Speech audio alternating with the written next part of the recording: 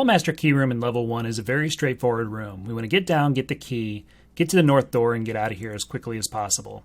What should the movement look like? And should we bother with the Wallmasters? Those are two questions that we want to take a look at. Let's dive in here. So looking at this room, you have two types of paths that Link can take to get to this key. The first is you can take a very straightforward path of walking to the right here, coming all the way down to this bottom tile, coming over to the key, coming back up, and heading back to the door. The other path the Link could take would be to come in, come down one tile, walk all the way over, and then come down and grab the key again and come back up. So what's the difference there? Why would you choose one over the other? Well, there's two reasons actually.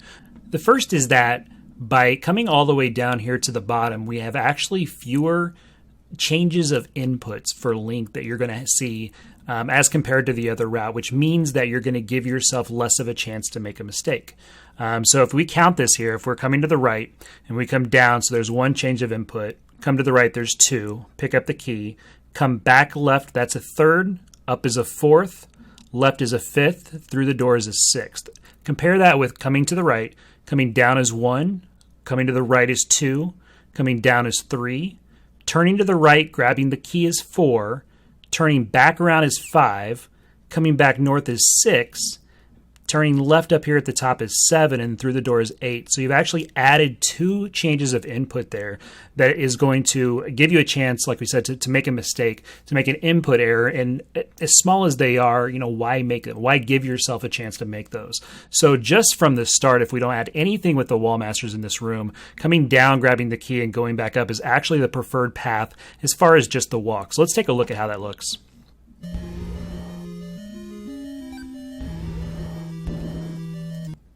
All right, so you can see there Link came down, grabbed the key. He's going to do an immediate 180 as soon as you grab that key. Come straight up, go to the left, and go north. So two fewer times that Link actually had to make a different input on there. Very clean, crisp. Grab that, do a 180. Don't walk further right than you need to. And also you want to be on this half tile. One is because if you come all the way down there, you're going to have Wallmasters that come into play. Wallmaster's not going to bug you unless you do make a movement error. But again, if you walk down that half tile, that's another half tile you have to walk back up. And why do that when you can pick up this key on this half tile, so you do not need this full tile movement. So again, very, very efficient. Let's watch it one more time.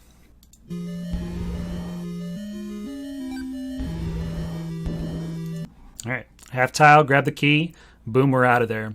If we look at the time on that, we did that room in a 7.18. So that's going to be key in taking a look and analyzing if we want to actually bring a Wallmaster into play or not. So let's kind of discuss and dive into that second question here in this room. So the other question we have to ask in this room is, do we want to tackle a Wallmaster? There's two reasons really that you might want to. One is, let's say you want to set up a bomb drop on Aquaminus in the next room, and we're on an 8 count. Well, what you can do is you can kill a Wallmaster, get to 9, and then set up that bomb drop on Aquaminus. You can handle that differently. I mean, you can have Aquaminus be your 9, and then you can set up a bomb drop on the Octorok that you're going to see outside of level 1 when you leave here. So you can handle that differently as well. That's one reason you might want to do, is to build the count north.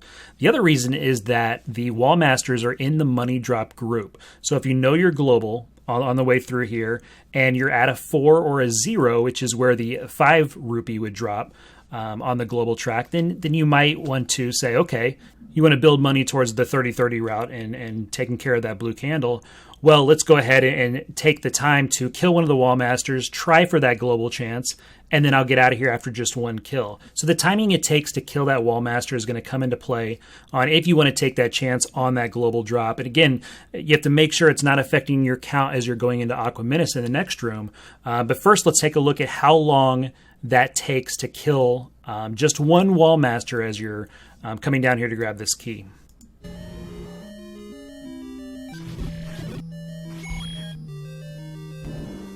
Okay, we're out of here in a 9:01. And if you think back to the time before, we were to 7:18. So you're looking just under 2 seconds to take out that Wallmaster. Is that 2 seconds a trade-off for a chance at that 5-er? It all depends on your routing and the decision-making that you have. My suggestion is going to be it's probably not worth it. Just under 2 seconds for the chance at the 5-er isn't a smart use of resources here. But again, that's completely in your call. It's something that you can do it, and that was the technique. So let's take a look at the actual how of killing this Wallmaster again, and the pathing you take and everything on getting that kill, if it's something you want to work in. It's completely up to you. The decision's yours. It takes about 1 3/4 of a second to get this kill if you do it cleanly. But again, let's take a look at how we did it.